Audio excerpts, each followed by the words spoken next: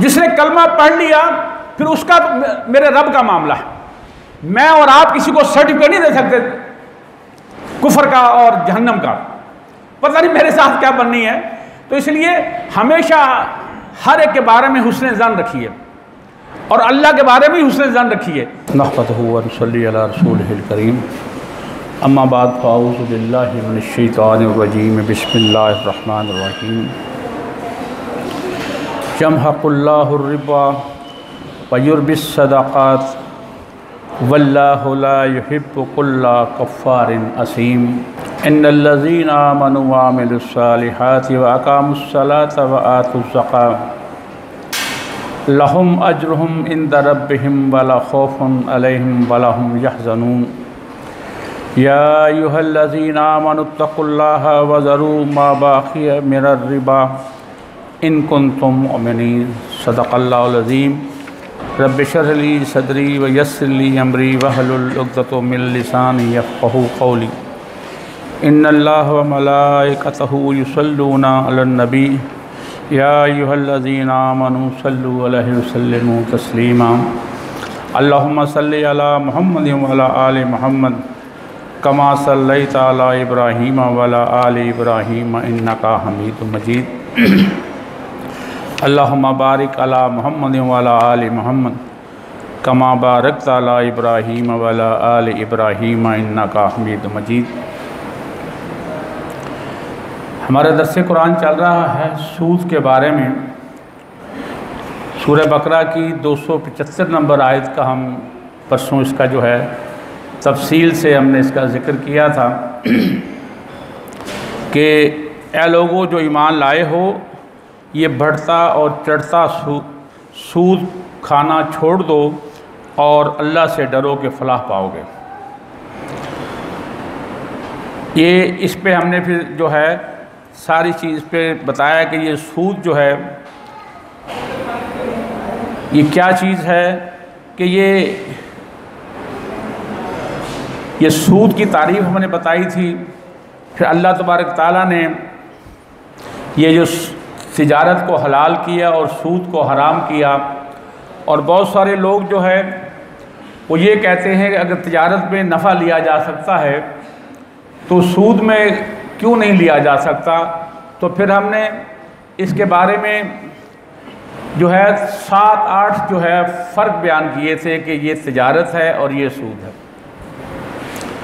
और जो सूद है वो सूद जो लेता है, जो किसी को रकम देता है सूद पर, उसमें हिर्स पैदा होता है, लालच पैदा होती है, बुखल और खुदगर्जी और संगदिली पैदा होती है।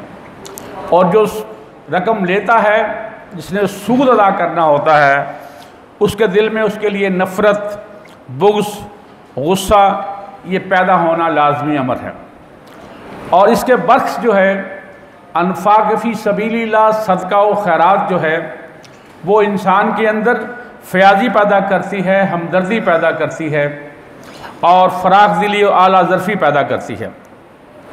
तो आज हम इसी को थोड़ा आगे बढ़ाएंगे और 276, 70 और 78 पर, और फिर हम इंशाअल्लाह कोशिश करेंगे कि सूद के मुतालिक जो आप सल्लल्लाहु अलैहि वसल्लम की अहादीस हैं उन पे थोड़ी सी रोशनी डालें। और ये जो है आयत 276 कि अल्लाह सूद को मिटाता है और सदक़ात की नशोनुमा करता है। ये जहन में रखिएगा। और अल्लाह किसी नाशुक्र बद अमल इंसान को पसंद नहीं करता, नाशुक्रा भी हो और बद अमल भी हो। क्योंकि मुसलमान जो है वो हर हाल में अल्लाह का शुक्र अदा करता है, तकलीफ़ों पे सब्र करता है और अपने गुनाहों पर, अपनी गलतियों पर तौबा इस्तग़फ़ार करता है। तो लिहाजा यहाँ कुरान कहता है कि अल्लाह जो है उसे नापसंद करते हैं जो नाशुक्रा भी हो और बदअमल भी हो। और यही वो चीज़ है बेसिकली कि सूद जो है अल्लाह तबारक ताला ने इसे अल्लाह और रसूल से जंग करार दिया है। कोई और इबादत ऐसी नहीं है जिसके बारे में कहा कि नमाज ना पढ़ो तो अल्लाह रसूल की जंग है, रोज़ा ना रखो तो अल्लाह रसूल की जंग है, हज ना करो अल्लाह रसूल की जंग है। लेकिन ये एक ऐसा अमल है जिसके बारे में अल्लाह ने बड़ा वाज़े कह दिया कि ये ऐसा अमल है जिस पे मेरी और मेरे रसूल सल्लल्लाहु अलैहि वसल्लम उसके साथ जंग है और मैं उसे पकड़ूंगा। और वो सूद जो है,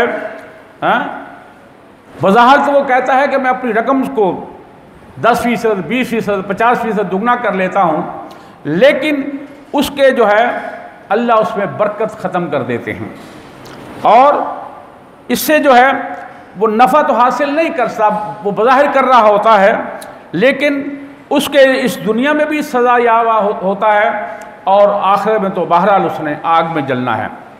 क्योंकि कुरान ने बहुत सारी जगह पे इसी चीज़ को समझाने की कोशिश की कि सूरह अल-माइदा में कहा कुल्ला यस्तविल खबीसु वला अजाबका कसरतुल खबीस। ऐ नबी सल्लल्लाहु अलैहि वसल्लम कह दीजिए कि नापाक और पाक बराबर नहीं हो सकते, अगरचे नापाक की कसरत ही आपको भली लगे। यानी कि नापाक चीज़ चाहे वो कसरत में हो और पाक चीज़ बड़ी थोड़ी हो, ये कभी उसका मुकाबला नहीं कर सकती पाक चीज़ का नापाक चीज़। और सूरह अनफाल में अल्लाह ताला फरमाता है कि वजज अलल खबीसा बादहु अला बादिन फयरकुमाहु जमीयन फयजअलहु फी जहन्नम। ज़रा गौर कीजिए कि नापाक को एक दूसरे पर रख कर वो सबको एक ढेर बना दे और फिर इसको दोज़ख में डाल दे। बात यह है कि आप पाक और नापाक को अब यकजा करके एक ढेर भी बना देंगे, यानी कि इसमें आसान पैरा है, मैं आपको समझाने की कोशिश करता हूँ कि अल्लाह तबारक ताला सिर्फ पाक माल है उसी का सदका और खैरात कबूल करते हैं। नापाक माल आप चाहे करोड़ों अरबों में खर्च करते हैं, अल्लाह उसे कबूल नहीं फरमाते। एक उसके लिए जो दूसरी अहम चीज़ है वो है साहिब ईमान होना। साहिब ईमान हो इंसान एक खजूर भी अल्लाह की राह में सदका कर दे ना, अल्लाह वो कबूल फरमाते हैं। हलाल होनी चाहिए वो। और एक जिसमें ईमान नहीं है, वो बिल गेट्स खरबों रुपया लगाता है ये पोलियो पर और न जाने कहाँ कहाँ, लेकिन अल्लाह के यहाँ कोई कबूल नहीं है। उसकी अगर किसी चीज़ की कोई कबूलियत है, वो इंसान साहिब ईमान हो, अमल साले करने वाला हो और पाक चीज़ें जो हैं। और हदीस पाक में आता है कि जब कोई शख्स जो है अल्लाह की राह में पाक चाहे एक खजूर सदका और खैरात करता है, अल्लाह उसका सदका इस तरह बढ़ाता है जैसे तुम अपने घोड़े का बच्चा पालते हो, और ये बढ़ता बढ़ता अल्लाह पहाड़ बना देते हैं। जब आप दुनिया में एक खजूर, या मिसाल है ये कि आप कोई कमतर चीज़, थोड़ी चीज़ अल्लाह की राह में पाक चीज़ सदका और खैरात करते हैं, अल्लाह तबारक ताला इसे बढ़ाते रहते हैं। जिस तरह हम अपने घोड़े के बच्चे या किसी और चीज़ को जो है वो बढ़ता चला जाता है, और अल्लाह इसे इतना बढ़ाते हैं कि वो पहाड़ बना देते हैं। और नापाक चीज़ चाहे वो जितने मर्जी अल्लाह की राह में खर्च कर दे, वो 0/0 रहती है, उसका कोई अजर सवाब नहीं है। और सूरह रूम में है वमा अतैतुम मिन रिबाइल यरबु फी अम्वालिन नास फला यरबु इंदल्लाह। और तुम जो कर्ज देते हो लोगों के माल में कि अफजाइश हो, अल्लाह के नज़दीक उसकी अफजाइश नहीं होती। ये वो चीज़ें हैं बेसिकली, और ये जो है कि अल्लाह सूद को मिटा देता है और सदकात की नशोनुमा करता है। मैंने आपको उसकी मिसाल भी बता दी। और इमाम इब्न जरीर रहमुल्लाह ने इसी को कि अल्लाह सूद को मिटाता है के बारे में लिखा है कि आयत इस हदीस की तरह है जो हज़रत अब्दुल्लाह बिन मसूद रज़ी अल्लाह ताला अन्हु से मरवी है कि अल्लाह के रसूल सल्लल्लाहु अलैहि वसल्लम फरमाया कि सूद अगरचे ज़्यादा ही हो, उसका अंजाम बहरहाल किल्लत ही है। और इसी तरह अल्लाह तबारक ताला किसी नाशुक्रे और गुनाहगार को जो है दोस्त नहीं रखते। और अल्लाह ताला ने फिर अपने बंदों की तारीफ़ करते हुए फरमाया कि वो अपने रब पर ईमान रखते हैं, उसके हुक्म की अताअत करते हैं और वो नमाज कायम करते हैं और वो ज़कात अदा करते हैं और उसके ज़रिए से अल्लाह की मखलूक पर एहसान करते हैं।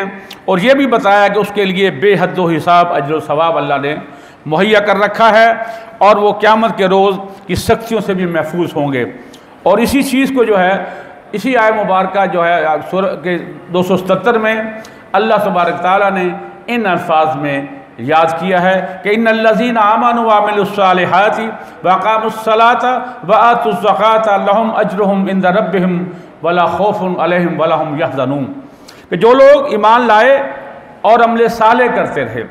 देखिए, हर अमल साले उस वक्त होता है जब उसकी बुनियाद में ईमान की ताकत हो, और नमाज कायम करते हैं, ज़कात अदा करते हैं और उनके कामों में जो है कसिला अल्लाह के यहाँ मिलेगा और क़यामत के उनको ना खौफ होगा और ना वो गमनाक होंगे।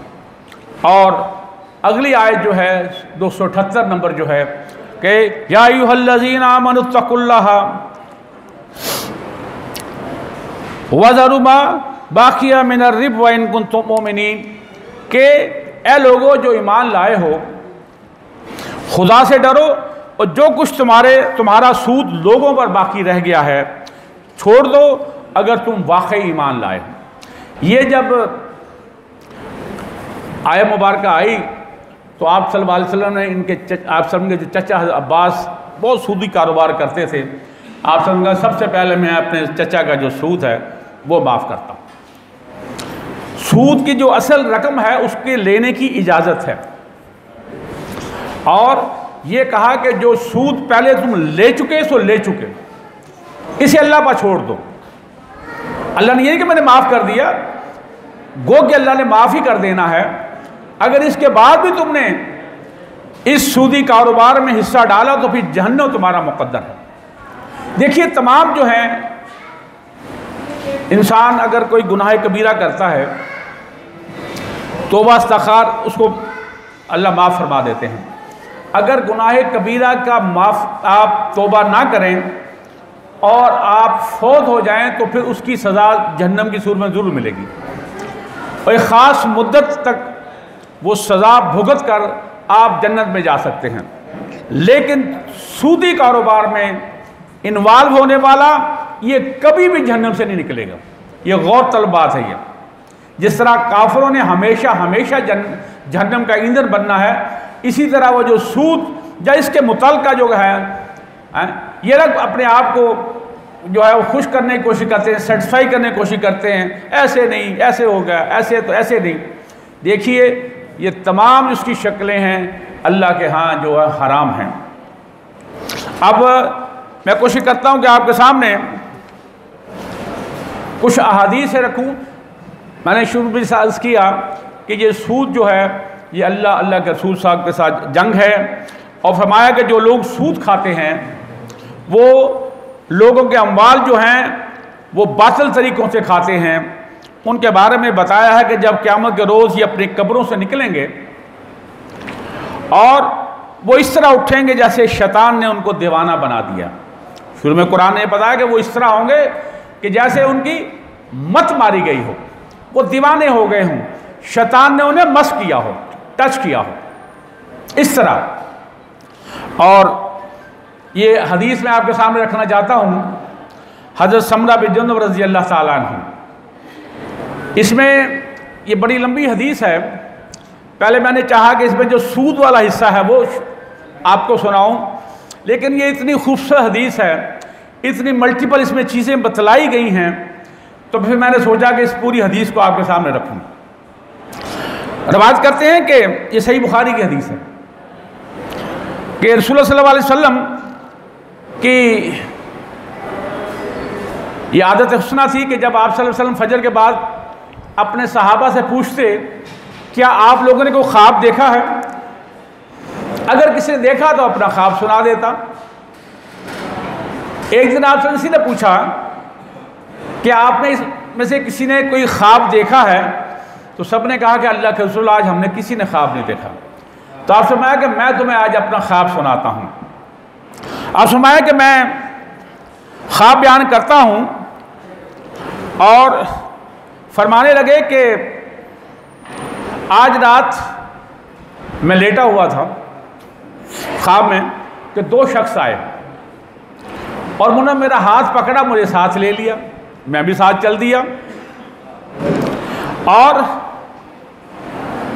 मुझे एक ऐसी हमवार जगह पर ले गए, ज़मीन थी कि एक शख्स लेटा हुआ था और दूसरा शख्स एक पत्थर उठाता, उसके सर पर मारता, उसका सर फिस जाता और पत्थर लुढ़कर दूर चला जाता, और फिर वो पत्थर उठा के वो शख्स लाता, उसका चेहरा फिर सलामत हो जाता, फिर उस पर मारता और वो सर फिस जाता, पत्थर फिर दूर चला जाता, और ये प्रोसेस होता चला जा रहा था।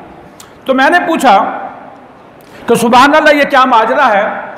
तो मुझे कहा गया कि आगे चलिए, तो मैं आगे चल दिया।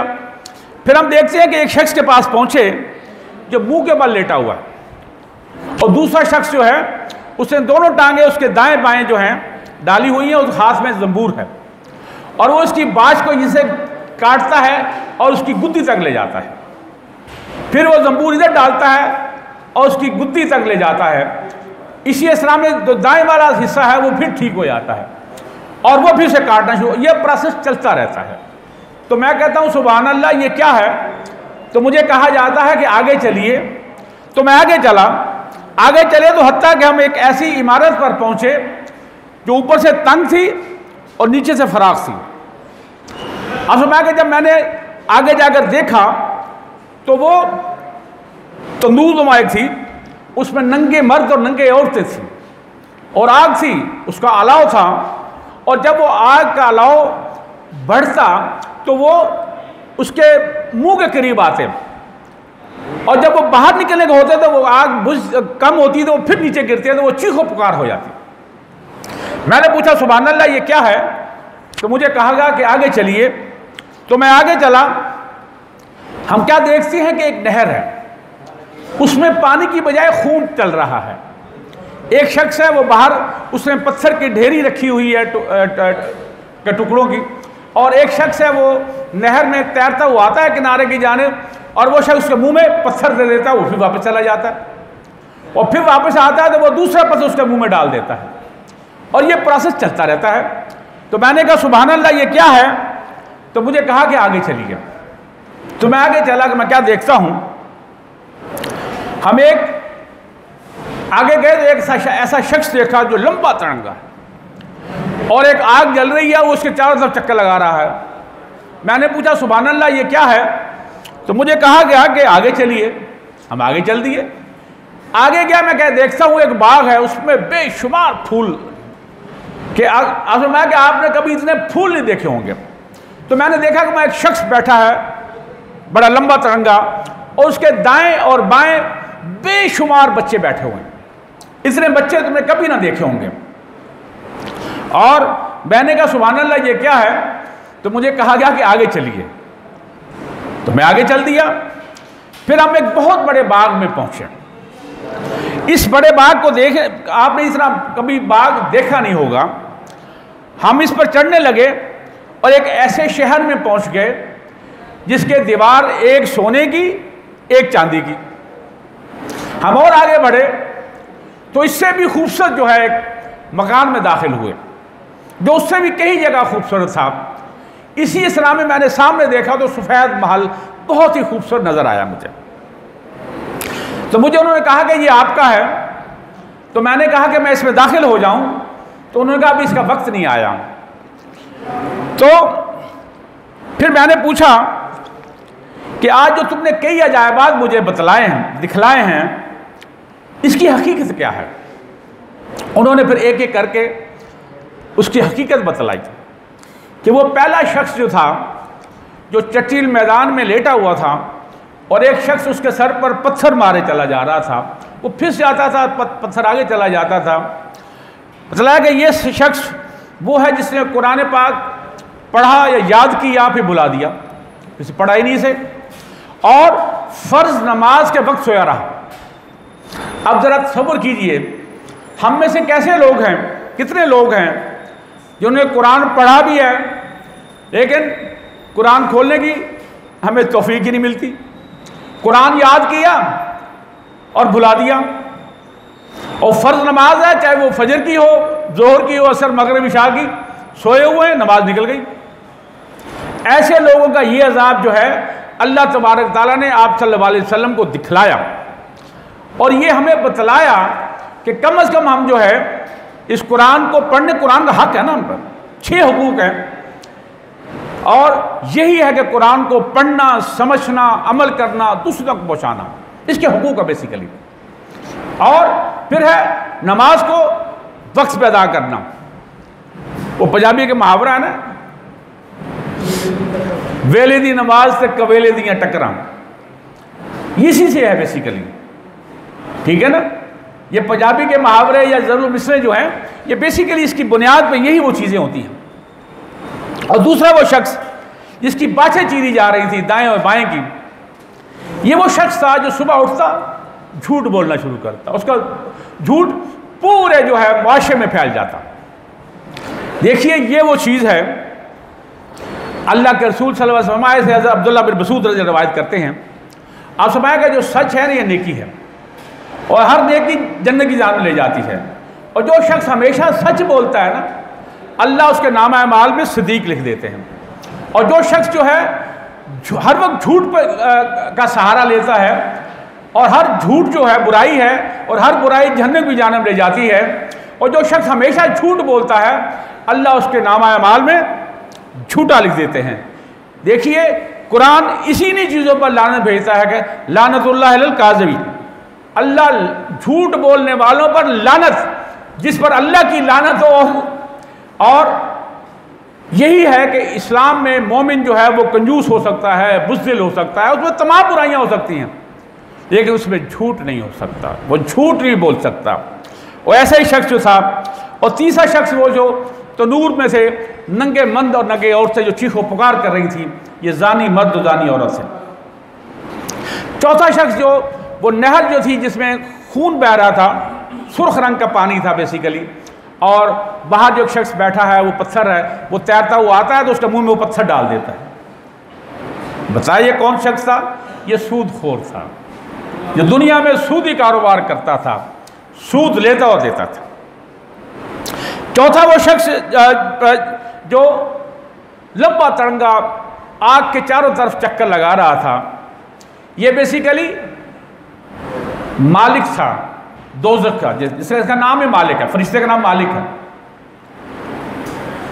और फिर वो शख्स, वो बाग जिसमें एक लंबा तिरंगा शख्स जो है जिसमें फूल ही फूल हैं, उसके दाएं जाने भी बच्चे हैं और बाएं जाने भी बच्चे हैं। ये हज़रत इब्राहीम अलैहिस्सलाम थे। देखिए हर बच्चा जो है, ये अलग मौजू है कि वो इस्लाम की फितरत में पैदा होता है, और चाहे वो हिंदू के घर पैदा हो, ईसाई के घर पैदा हो, यहूदी के घर, सिख के घर, उसकी नेचर वो मुस्लिम नेचर पे पैदा होता है। क्योंकि हर रूह को अल्लाह तबारक ताला ने पैदा होने से पहले तमाम रूहों को जिस्म अता किया, शऊर अता किया और ज़ुबान अता की, और सबसे एक वादा लिया था कि अलस्तु बिरब्बिकुम कालू बला शाहिदना, क्या मैं तुम्हारा रब नहीं हूँ? और सब ने बेयकज़बान होकर कहा था कि हाँ, तू ही हमारा रब है, तू ही हमारा माबूद है, हम तेरी इबादत करेंगे, तुझ ही से मांगेंगे। अल्लाह ने फरमाया कि मैं अपने नबी भेजूँगा, उन पर सहीफ़े भेजूँगा, किताबें होंगी, और वो इसी बात का तज़कीर करेंगे आपसे, ये तुम्हें याद कराएंगे। तो इसलिए इंसान की जिबिल्लत में जो है अल्लाह का वादा मौजूद है, और हर इंसान को अल्लाह तबारक ताला ने सोचने की सलाहियत से नवाजा है, और वो नेकी और बदी, हक को बातिल को पहचान सकता है। जब वो इसको पहचान लेता है और वो ख्वाहिश करता है नेक राह पे चलने, तो अल्लाह फिर उस पर हिदायत दे देते हैं। आप देखते हैं कि हज़ारों लोग मुसलमान हो रहे हैं, कभी मेरे और आपके किरदार को देख के कोई मुसलमान नहीं होता, क्योंकि हमारा किरदार और उनके किरदार में कोई फर्क नहीं है। सिर्फ हम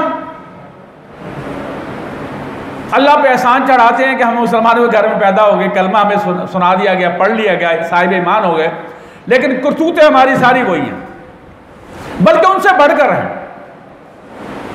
ये भी अलग मौजू है कि क्यों कर बढ़ कर हैं।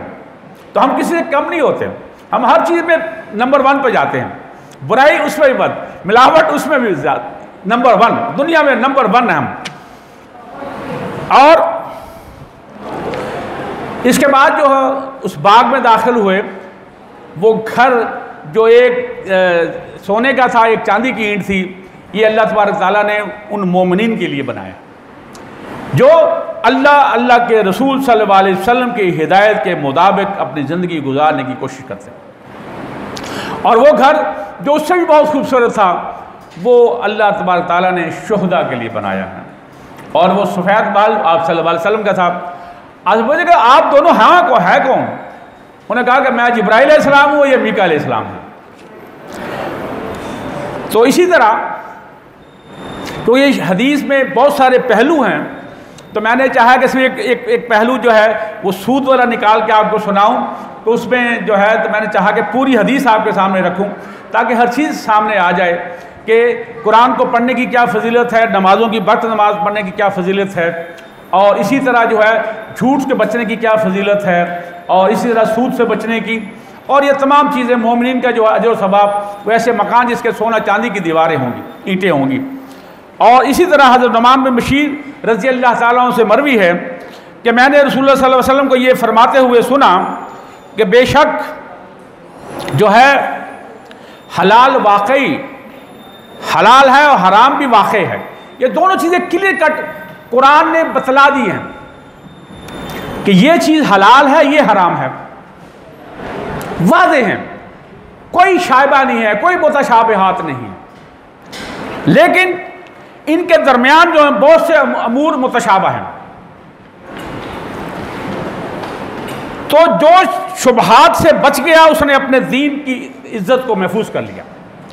यानी कि जो देखिए अल्लाह तबारक ताला ने हमें इतने वाज़े अहकामात दे दिए हैं, जो मुहकामात हैं, अगर हम उन पर अमल कर लें, मुतशाबिहात तो उसको इग्नोर कर दिया गया, आप सल्लल्लाहु अलैहि वसल्लम ने बतलाया नहीं उसके बारे में, और हम अपनी सारी एनर्जी, सारी अकल के घोड़े उसकी तरफ दौड़ा दें, तो ये अक्लमंदी है। अल्लाह के बंदो जो वाज़े अहकामात हैं उनको अपना लिए और उन पर अमल करने की कोशिश कीजिए। इसलिए आप फरमाया कि जो इसने ये मुतशाबिहात अपने को बचा लिया, समझो उसने अपनी दीन की इज्जत बचा ली। और जो शुबहात में पड़ गया, जो हराम में पड़ गया, इसकी मिसाल दी है आप सल्लल्लाहु अलैहि वसल्लम ने। आप सल की मिसालें बड़ी ही खूबसूरत हुआ करती हैं। फरमाया कि जिस तरह चरवाहा चरागाह के इर्द गिर्द अपनी जानवर चराता है, हो सकता है वो चरागाह में ही चराने लग जाए।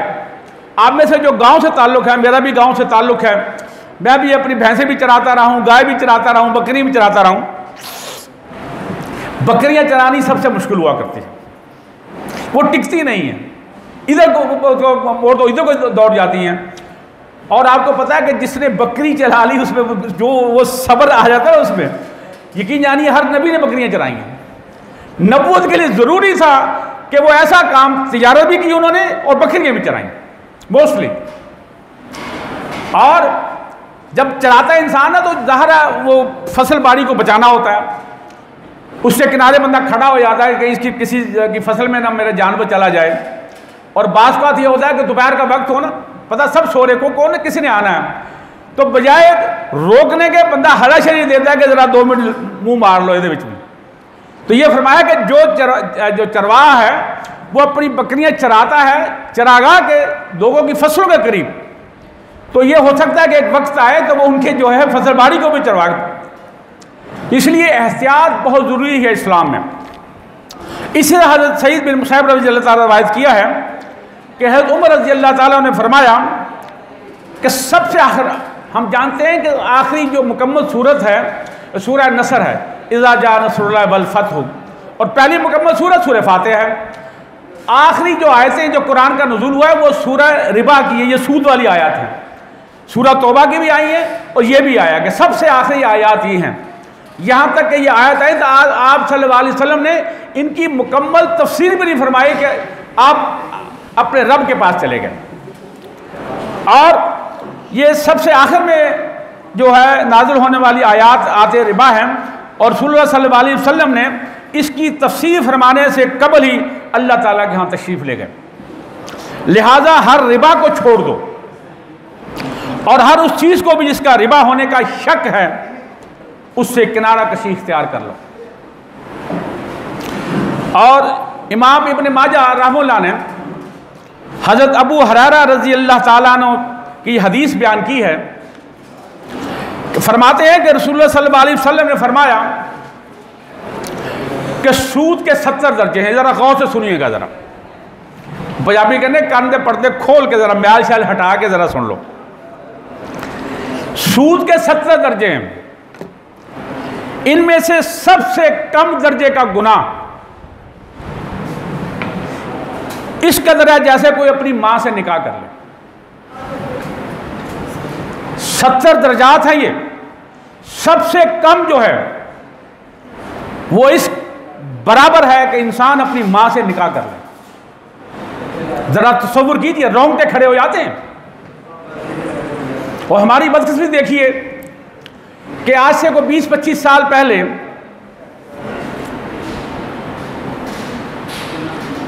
हमारी जो गवर्नमेंट नवाज शरीफ की थी और ये सूद के खिलाफ सुप्रीम कोर्ट में चले गए कि जी ये खात्मा हो गया तो फिर कारोबार हमारे कैसे चलेंगे। और आज तक 30-35 साल हो गए हैं, वो केस नहीं निकला। ये हमारी जुडिशरी है, ये हमारी हुकूमत है, ये हमारे हुक्मरान हैं। जबकि अल्लाह के रसूल फरमाया कि ये अल्लाह उसके साथ जंग है और ये सबसे कम तर दर्जा ऐसा ही है जैसे अपनी मां से निकाह करना। और हम हैं, हम कहते हैं इसके बगैर गुजारा ही नहीं है। अल्लाह के बंदो, जब इंसान अल्लाह की राह में सिर्फ एक ज़कात हम पूरी दे देना, सिर्फ ज़कात, हालांकि सिर्फ ज़कात नहीं है, सदकात और खैरात भी हैं, सारा साल ही है, ठीक है ना। ये कुर्बानी जो है ना, जो अल्लाह का कुर्ब है बेसिकली, इंशाल्लाह आपको मैं इससे पहले कुर्बानी का जो फ़लसफ़ा है उस पर जिक्र करूँगा। कुर्बानी होता है अल्लाह का कुर्ब हासिल करना। कोई भी चीज़, अल्लाह का माल जो अल्लाह ही का दिया होता है, वो जान की शक्ल में, वो माल की शक्ल में, वो औलाद की शक्ल में, अल्लाह की रज़ा के लिए अल्लाह की राह में खर्च करना, ये है कुर्बानी। सिर्फ जानवर कुर्बान करना कुर्बानी नहीं है, हर चीज़ अल्लाह की राह में कुर्बान करना।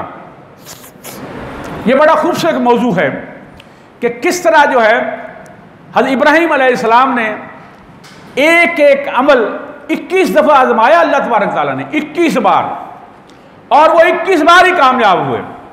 यहां तक कि आखिरी बार कहा कि अपने बेटे को मेरी राह में कुर्बान कर दो, और वो 82 साल की उम्र में अल्लाह ने उन्हें अता फरमाया था।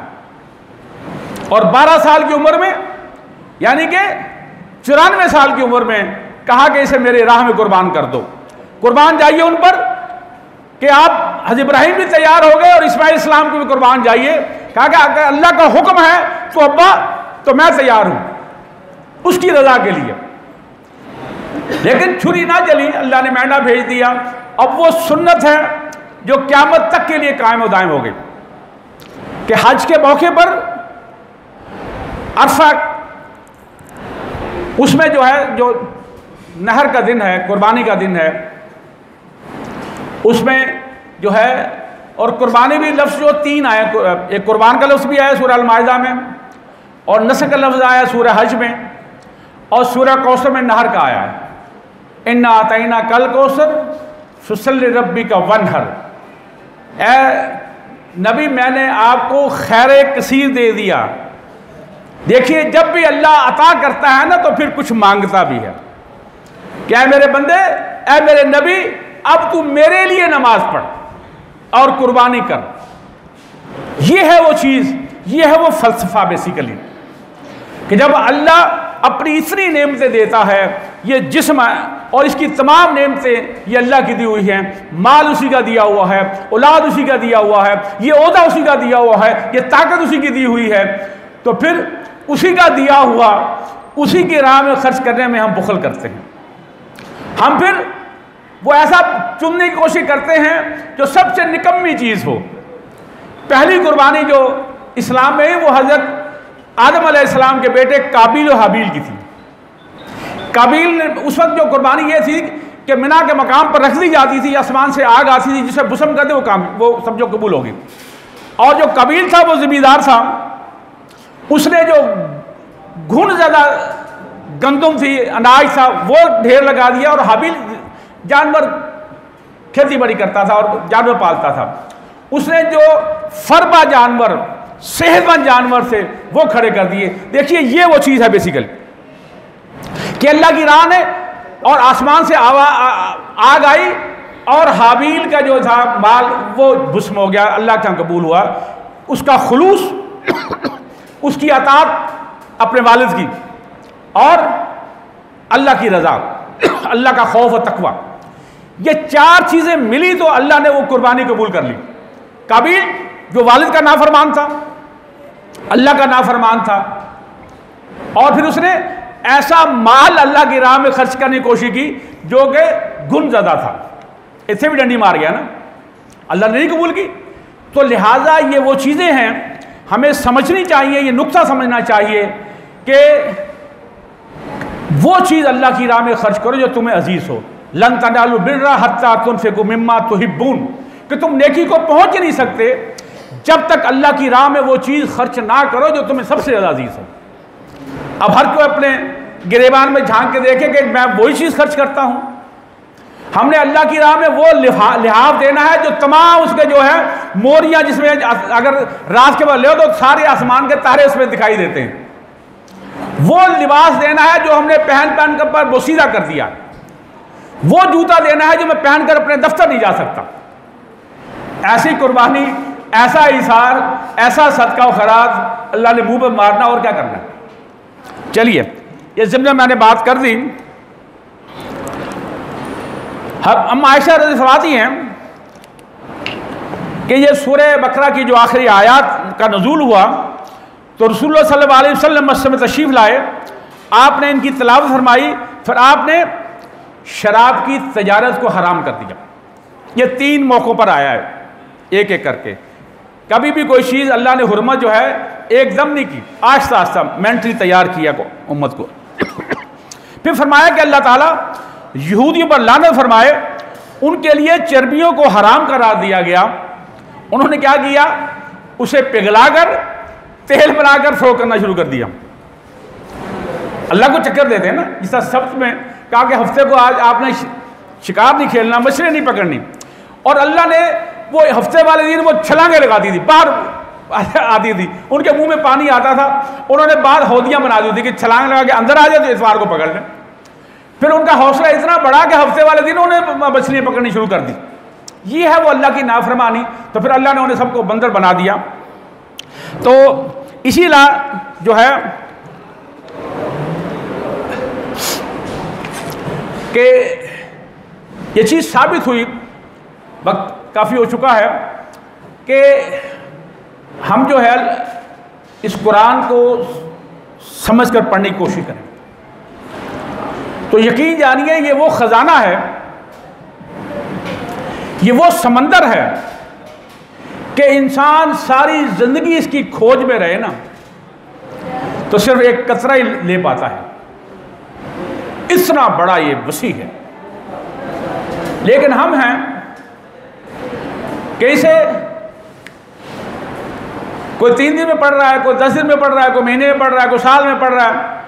तिलावत करना भी सवाब है, लेकिन फायदा कुछ नहीं। आपके कल्ब पर, आपके ज़हन पर, आपके जिस्म पर उसका कोई असर नहीं होगा जब तक उसको समझे नहीं। तर्जमा, तफसीर किसी की पढ़ लें, इसमें कोई वो नहीं है कि ये फलाने की है, ये फलाने की है। सब अल्लाह के बंदों ने जो है बड़ी काविश की है, वो बरेलवी हों, देवबंदी हों, अहले हदीस हों, अहले तशरीह हों, इसमें ना पढ़िए। हमें इसमें नहीं पढ़ना चाहिए। हर इंसान, हर फिरका, हर उसका जो मंजिल है वो जन्नत है।